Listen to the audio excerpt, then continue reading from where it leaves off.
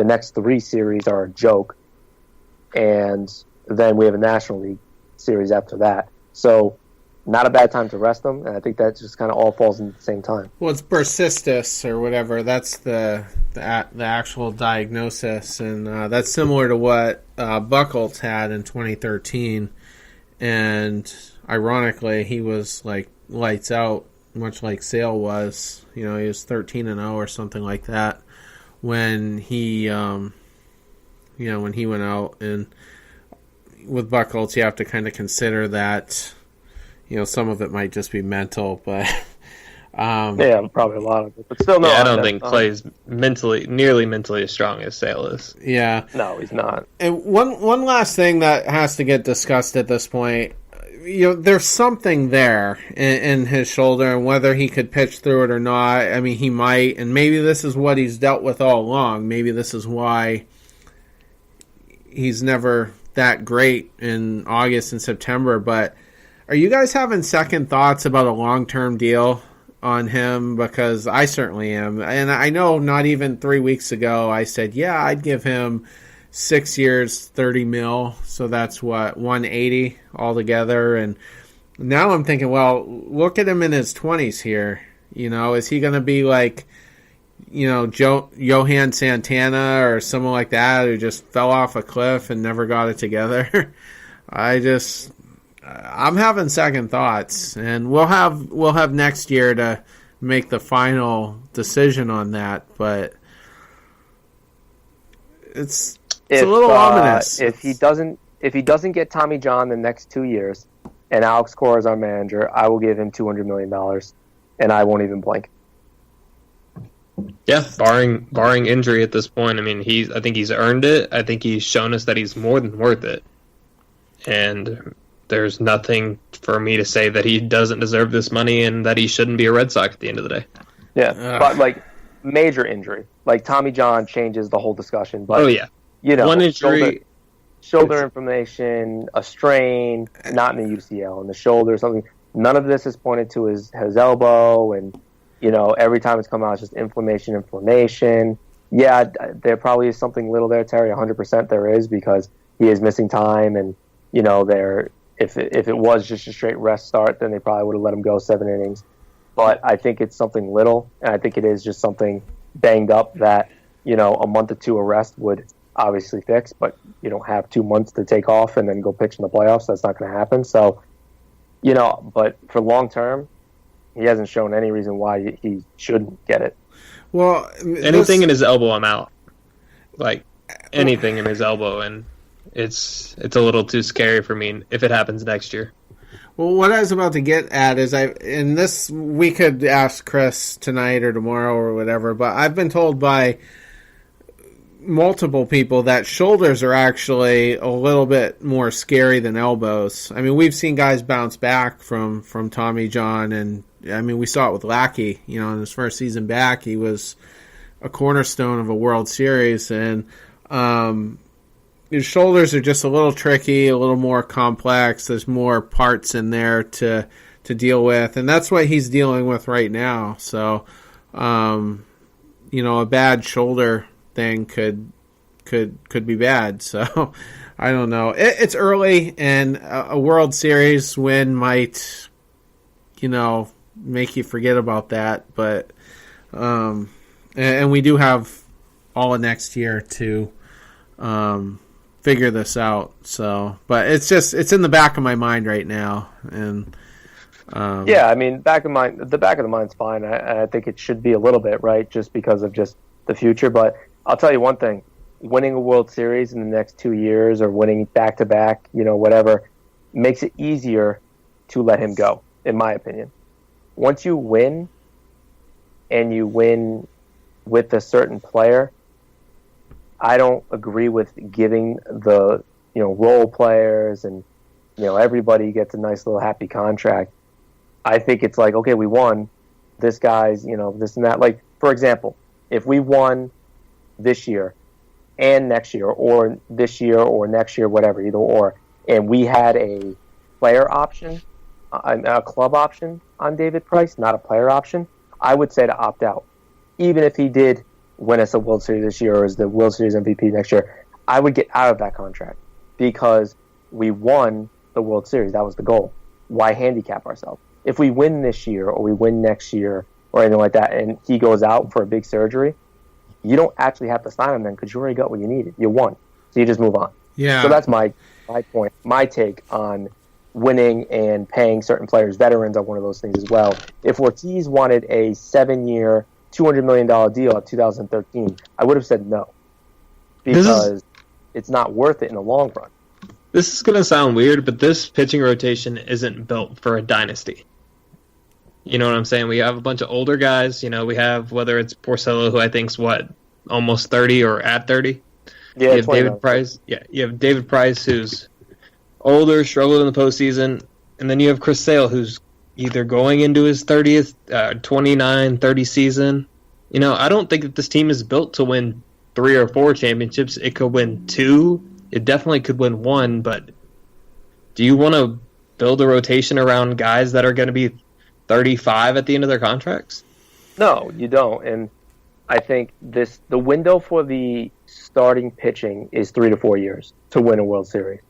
Between contracts with David Price and age, between contracts with Porcello, who after next year will be a UFA, and as will Chris Sale, so you're going to need to pay him, obviously, over that. And Stephen Wright, older, obviously, injured here and there. Erod's the only young one there with a good contract as well, which is funny because the window for the position players is like 10 years. Yeah, it's what the Cubs was when they won the World Series. Yeah, exactly. Like, oh man, they better win 1 or 2 or 3 in the next 3 or 4 years because they have no pitching. And then they went out and signed Darvish, mistake. They went out and traded for Quintana. That was a solid move. And he's actually looked okay. Yeah, and I like Quintana, actually. I think he just got off to a rough start there. And Lester will be their David Price in the aspect of the age and the contract. But, yeah, no, the next 3 or 4 years for the pitchers is huge because of just contracts and age. You know, when we bring up the Cubs, I mean, there is a slight possibility that, you know, our Jake Arrieta is Chris Sale if they win a World Series at the end of 2019. Yeah, or Porcello. Right. Where Porcello has a good postseason this year and next year, and then, hey, you want to re-sign Rick for $25 million a year? No, I don't think so. And then he goes to like the Yankees for 3 years, $75 million, and crushes it. More than he strikes me as like a Cardinal guy too. Yeah, that's a good one. I trust Porcello's durability more than anybody's, but like I said, he's your number 3, so you got to have 2 guys ahead of him, and yeah. Do you pay your number 3 $25 million? Yeah, and I'll tell you what, I mean, with each passing start, and especially today, it is not that unrealistic that David Price could opt out. I mean, who wouldn't want this type of production on like a 5-year deal? I think if he dominates the postseason this year, he could realistically opt out and get $35 million a year, or just not like shit his pants.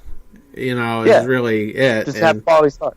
Yeah, it's just going to come down to whether he wants to get the hell out of Boston or not. That's ultimately what it comes down to.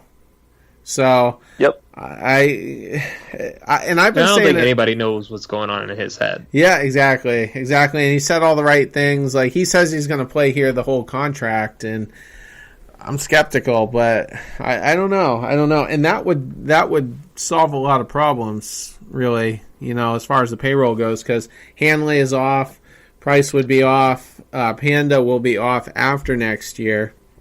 So there's your Mookie money, and maybe your sale money. Yeah, maybe your sale money and whatnot. But I'm just saying it's like 20% more likely that he'll opt out than it was a month ago, than wherever you had it, whether it was a 10% chance, a 20% chance a month ago. I think you could add another 20 onto that, and we'll see. But yeah, the better he plays, obviously, his stock goes up. But I personally think he's here for the whole thing because after 2019, 2020, no one's going to pay him more than $30 million. Nobody. So if he makes it past those years, he's staying. And on top of that, if he wins a World Series, he has no reason to go anywhere because he conquered the one goal he couldn't do, and now he can just sit back and no matter what get paid. And because of how good Sale is and how good this team is, he doesn't have to be the number one here. There's not a lot of pressure on David Price anymore. You know, you look at the how good the team is offensively, and you look at the pitching. Erod's a huge bright spot on this starting rotation, and he's going to bring in a lot of attention. Chris Sale's the best pitcher in the American League. He brings in a lot of attention. Porcello, I think we're only 2 years away from Groom, too. Yeah, Groom's a couple years away. Well, he had Tommy John now, so I don't know what his thing is there. But then you have Rick Porcello, and then you have Stephen Wright, who, when he plays really well. So it went from when David Price got here 3 years ago to, okay, so we have David Price and our fourth starter in Erod, and that's it. We have a question mark in Porcello, and that was it. Turned out Porcello turned out to be a solid pitcher. Erod turning out to be a stud, and Price is turning out to be pretty good too, obviously. But the pressure's not on him anymore. All eyes on him anymore. People don't go to the games for him anymore. People don't consider him the ace anymore, and I feel like it's just like the perfect situation for him here now in Boston versus 2015 and even last year. Like, can you imagine being a number 2 starter and getting paid $30 million a year? Yeah, that sounds great. Well, the number one. You know what? By the end of that contract, he'll be the number 3 or 4 because Erod's going to take the number 2 or 3 spot at some point. Hopefully, but the number 1 pitcher right now is making like $12 million a year. So, because the White Sox screwed him. Yeah, well, he screwed himself. Yeah, arbitration technically. Let's say this: $12 million. I do not feel bad. He's going to take $12 million in 162 games. So divide that up. How much money to play baseball at Fenway Park? To play baseball at Fenway Park. So I don't feel bad. And he's only 28, 29, whatever he is. So he'll get his money. Yeah, and don't forget, though, he wasn't necessarily projected to be a starter. He was a reliever the first couple of years. And he outplayed his contract. Jose Ramirez, same thing. That contract next year is going to be like, he's only getting paid $9 million, $10 million. What? How? Well, because he took the guaranteed money at $50 million instead of, saying maybe I'll get paid $100 million. Yeah. I would have done the same thing. I would have taken $50 million guaranteed over $100 million maybe. Right. He didn't bet on himself, in other words.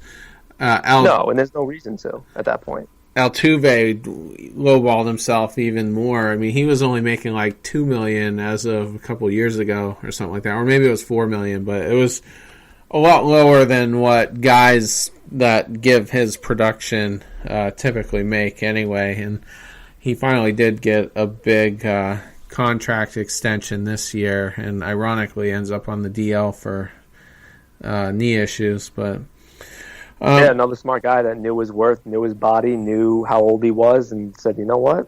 If I can get paid to stay where I want to stay in Houston on a championship team and make 150 versus going to Colorado and make 175 or 180, I'm just going to stay here. Right. I'm so ready for that core to be older so that they can all just disappear and go elsewhere. Oh, so 10 years? Yes. Yeah. Hey, so here's a question, and this will be a good bullet point for you, Terry, in your tweet. What? Is Xander Bogaerts the best shortstop in the American League?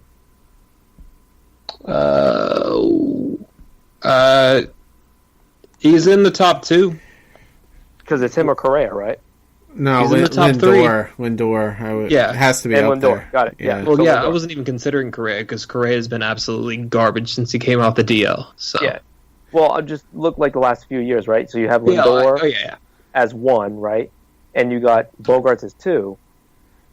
I think 2 is probably where he is this year. I think Correa might end up having the better career when all is said and done, though.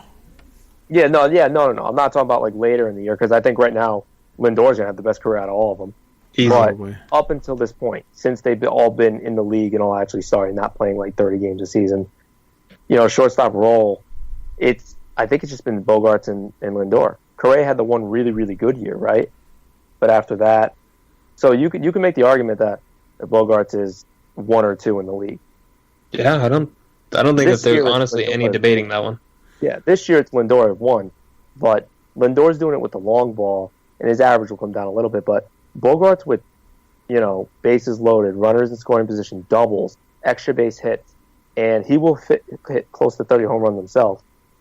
It's a really good year when you look at the analytics of it, not just the big, batting average, slugging, and OPS. Well, it's a pretty good analytics year if you look basically 1 through 5 in the lineup.